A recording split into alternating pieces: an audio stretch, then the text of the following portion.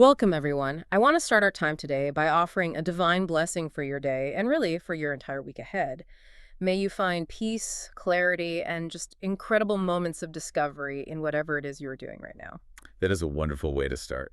It really is. Thanks.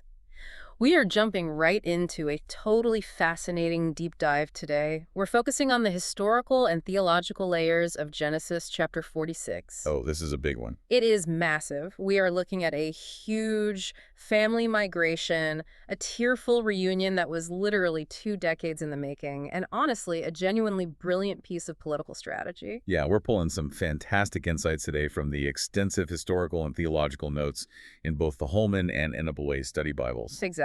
And the mission of our deep dive today is to unpack how the patriarch Jacob's journey down to Egypt was not merely a simple, road trip to stave a regional famine. Right, it wasn't just packing the bags and moving. No, not at all. It was a pivotal, highly calculated moment of cultural preservation.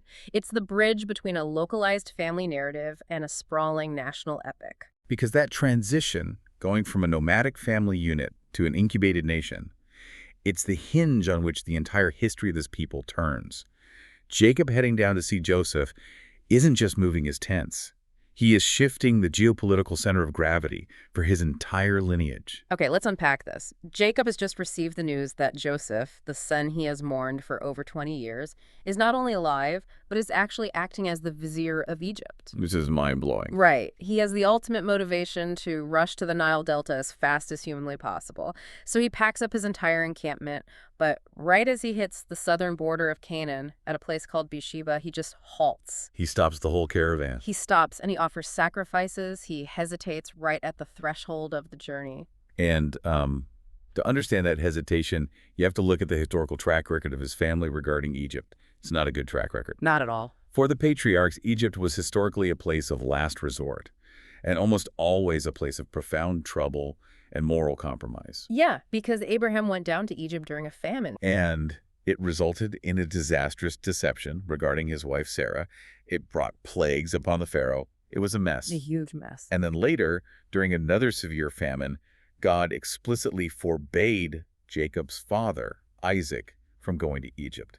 He commanded him to stay in the promised land despite the devastating drought. So Jacob is sitting there at Beersheba, which is the traditional southern limit of the promised land, staring into the desert toward a nation that has historically ensnared his ancestors. You can just imagine the anxiety. Oh, absolutely. He is feeling the immense psychological weight of generational history. He is terrified of being the patriarch who ruins the divine covenant by walking his family out of the land they were promised. He's worried he's going to assimilate them right into a foreign empire. Exactly. So he needs absolute reassurance that this move is actually part of the divine plan rather than just some reckless emotional reaction to the news that his son is alive. And God meets him right there in that anxiety. The text details that God speaks to Israel in visions of the night, calling out, "Jacob, Jacob." I love that. And God provides 4 highly specific reassurances that directly address his deepest fears. First, God says, do not be afraid to go down to Egypt. He just immediately validates and neutralizes that generational fear. The second reassurance shifts the entire geography of the covenant. God says, I will make you into a great nation there. The promise of becoming a great nation, which was originally given to Abraham, is being relocated. Yeah. The fulfillment of that grand promise won't happen in the open hills of Canaan, but rather in the fertile, controlled incubator of Egypt. If we connect this to the bigger picture, the third promise is fascinating. God says, I will go down with you to Egypt, and I will also bring you back. It's a dual prophecy, isn't it? It absolutely operates as a brilliant dual prophecy. In the short term, it's fulfilled literally. When Jacob eventually dies in Egypt, his body is embalmed and carried back to Canaan by a massive procession. Right, to be buried with Abraham and Isaac in the cave of Machpelah. Exactly. But prophetically, it points to the grand narrative of the Exodus centuries later, promising to bring the entire, fully formed nation back out of the Egyptian empire. And then that fourth reassurance is just deeply intimate. God promises, Joseph will close your eyes. Yeah, that's beautiful. After all the years of agonizing grief, God assures this tired patriarch that his beloved son will be physically present at his deathbed to perform the final rites. And with that divine green light, the hesitation at the border just dissolves. The journey officially begins. And visualizing this caravan, you really have to set aside the image of a few weary travelers with walking sticks. Oh, totally. Yeah. Pharaoh himself dispatched Egyptian carts. Which was essentially the ancient equivalent of state-sponsored luxury transport. Basically, yes, you have this sprawling, noisy movement of people hauling immense wealth, accumulated goods, and massive herds of livestock that they had acquired over decades. To really help you picture this migration, the historical record provides a stunning visual aid. The Beni Hassan mural. Yes. In Middle Egypt, there's this famous 19th century BC tomb mural at Beni Hassan. It belonged to an Egyptian provincial governor.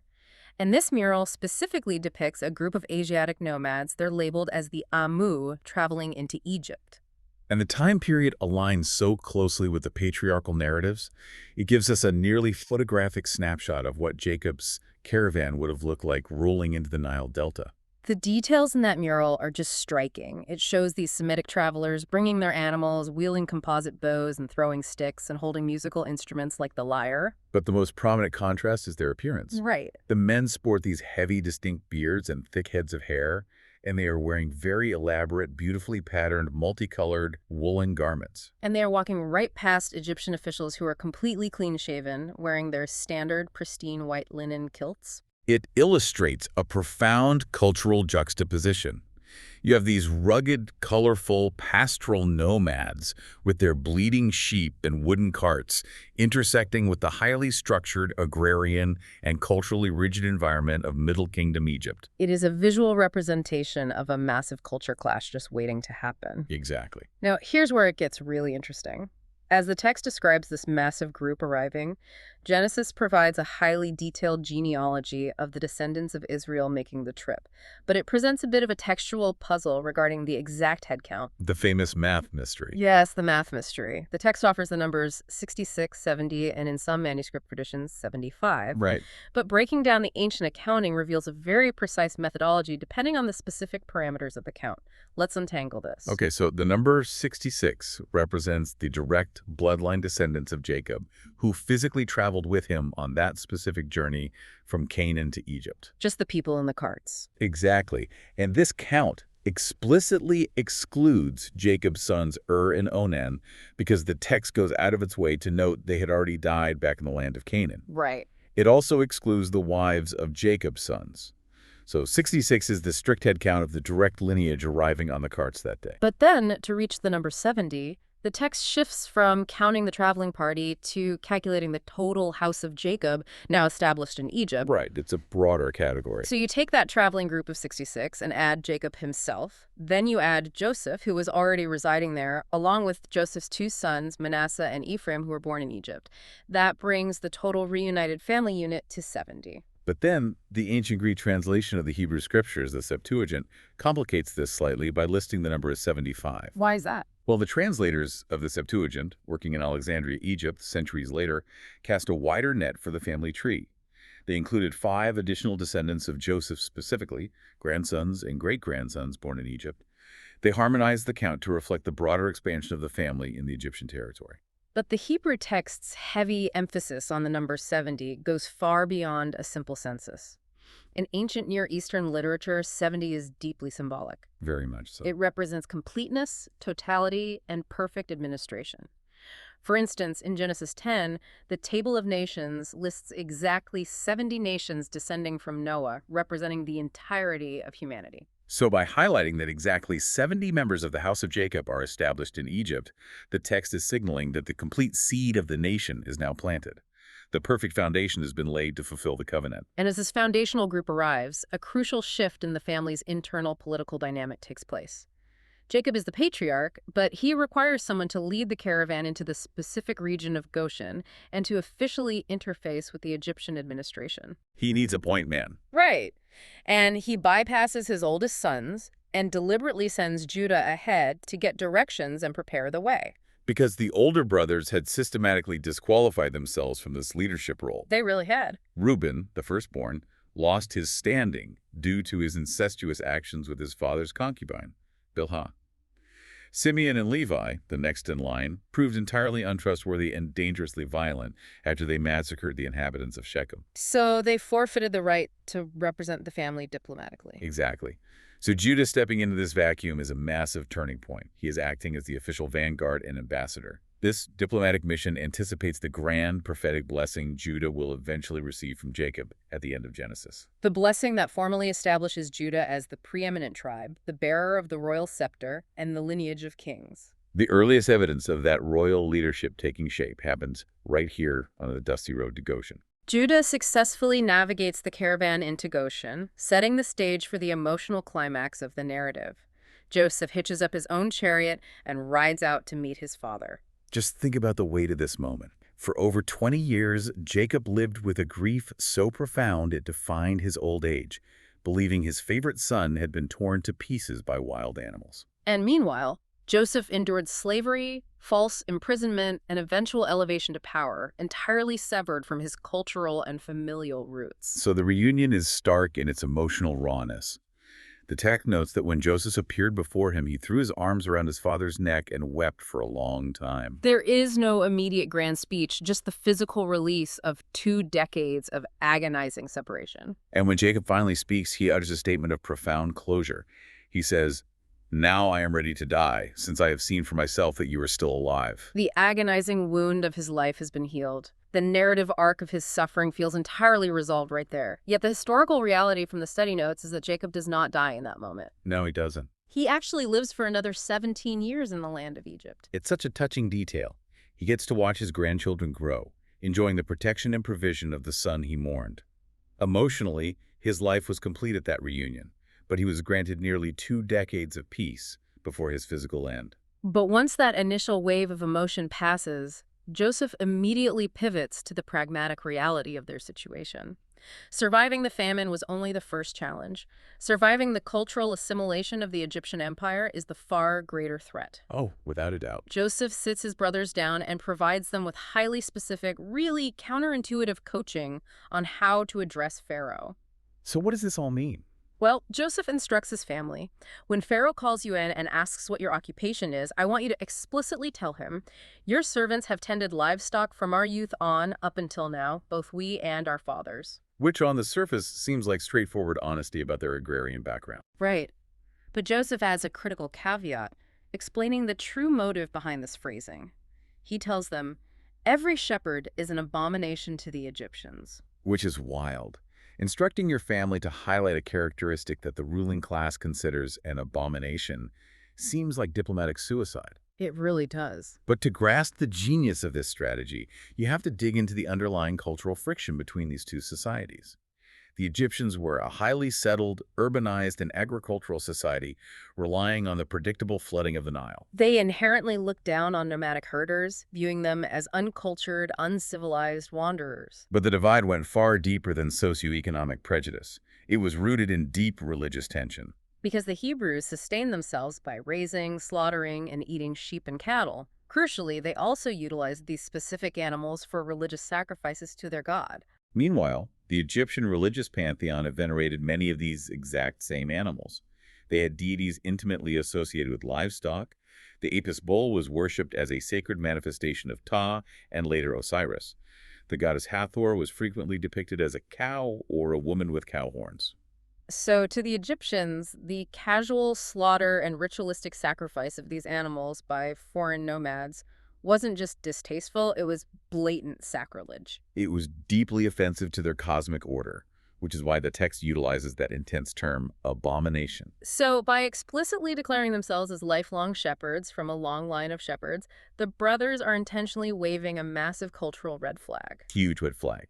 They are signaling to Pharaoh that their way of life is fundamentally incompatible with Egyptian societal and religious norms. And what's fascinating here is that this is Joseph's strategic masterstroke. He fully understands that if his family integrates into the broader Egyptian society, they will inevitably assimilate.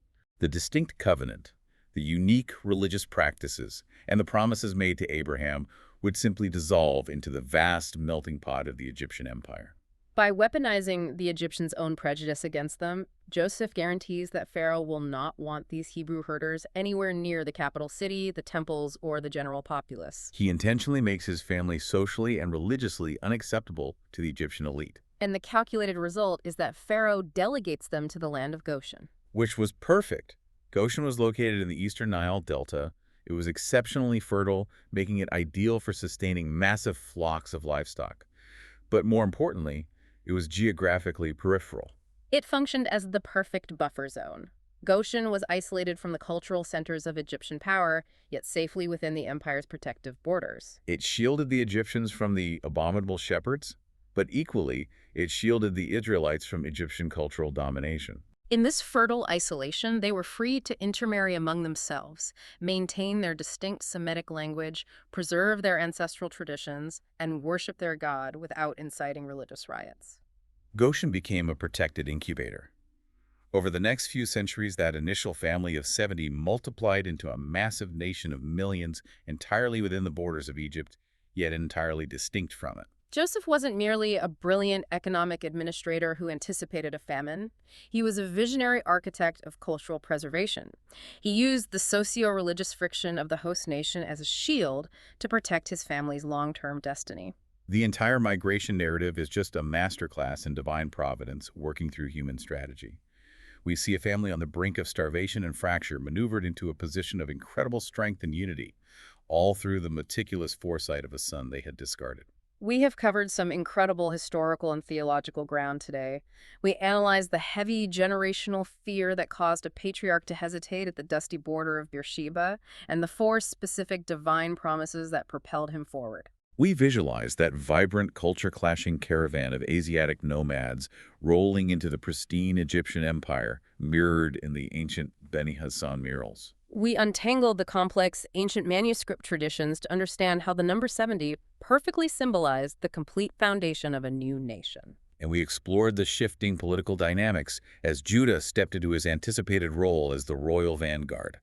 Not to mention examining that raw, decades-in-the-making emotional closure between a mourning father and a lost son. And finally, we dissected a brilliant, counterintuitive political strategy that leveraged cultural prejudice and religious tension to carve out a geographically isolated safe haven, allowing an entire civilization to incubate and grow. Which really raises an important question, and it leaves us with something very profound to consider in our own lives regarding the concept of isolation. I think so, too. Think about the personal Goshens you might encounter. We just analyzed how Joseph intentionally maneuvered his family into a place of separation. They were kept away from the mainstream culture. They were misunderstood, marginalized, and even despised by the broader society around them based on their fundamental identity. But that exact isolation was the necessary environment for their survival and unprecedented growth. Right. And we often expend an immense amount of energy trying to fit in, striving to be accepted by the dominant culture or the Egyptians around us. We want a seat in the capital. Precisely. So the provocative thought to mull over is this. Are there times in your life when feeling isolated or being separated from the mainstream crowd is actually a hidden strategic blessing? Could it be that being misunderstood or even rejected by the broader culture places you in the exact environment you need right now? A personal Goshen might be the protected incubator required to grow, to heal, and to fortify your unique identity and purpose long before you are truly equipped to face the wider world. That is a phenomenal reframing of how we view marginalization and seasons of obscurity. Sometimes being sent to the periphery is the very mechanism that preserves our core identity. Well, that brings us to the end of our deep dive today. We hope you enjoyed exploring the rich historical layers and profound strategies of this narrative as much as we did. It's been a great conversation. Before we sign off, I want to explicitly state that God blesses all of you, our wonderful listeners. Thank you so much for your time, your curiosity, and for coming along on this deep exploration of the text. Take care, think critically about the Goshens in your own life, and we will catch you next time.